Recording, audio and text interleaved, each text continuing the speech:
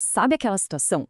A empresa investe uma grana em anúncios, seja no Google, no Instagram, mas na hora de ver o resultado, o faturamento parece que não acompanha.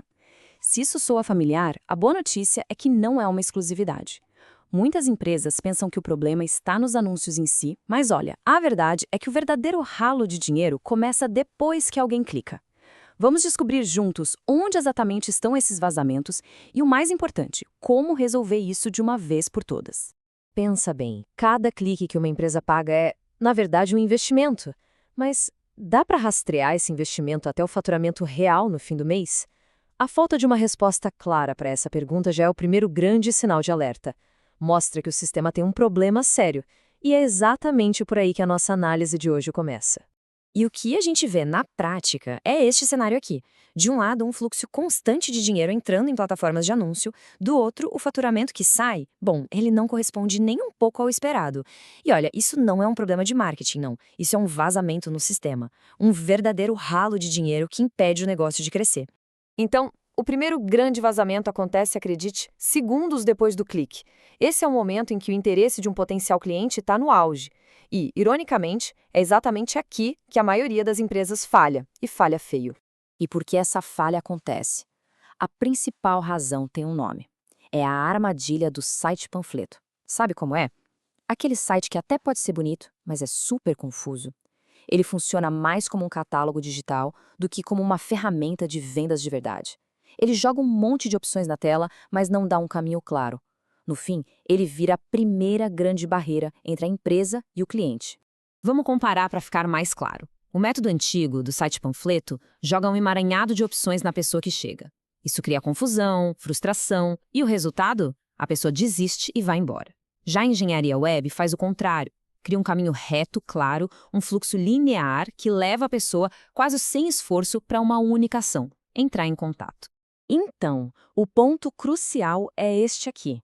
Engenharia web não é sobre ter um site bonitinho. É sobre ter um site que funciona como uma máquina de conversão.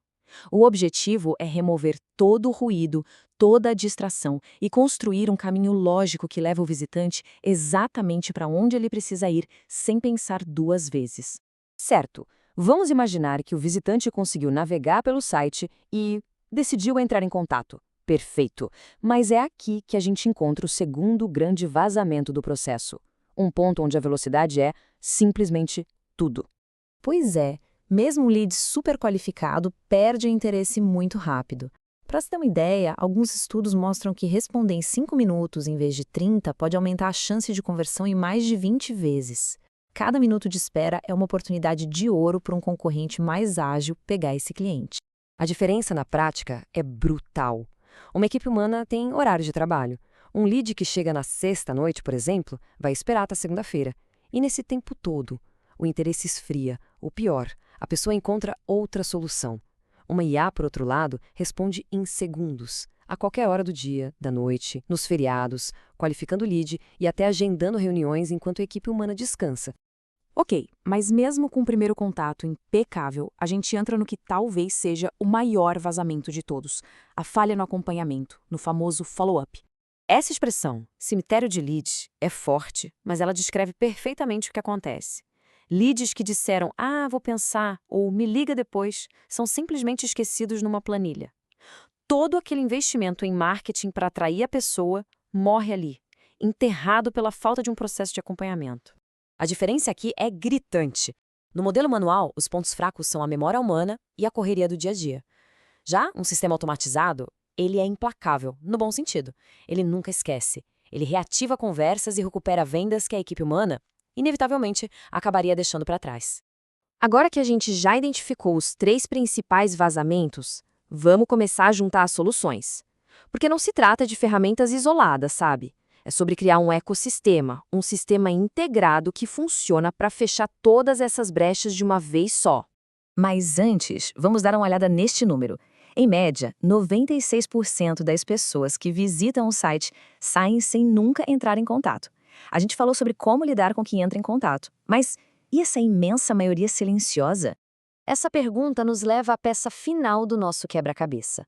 Como é possível capturar o interesse dessas pessoas, que estavam prestes a desaparecer para sempre, sem dar nenhuma chance de conversa? A solução para isso é uma tecnologia de retenção. No exato milissegundo em que o sistema percebe que o visitante vai fechar a página, ele dispara uma oferta estratégica.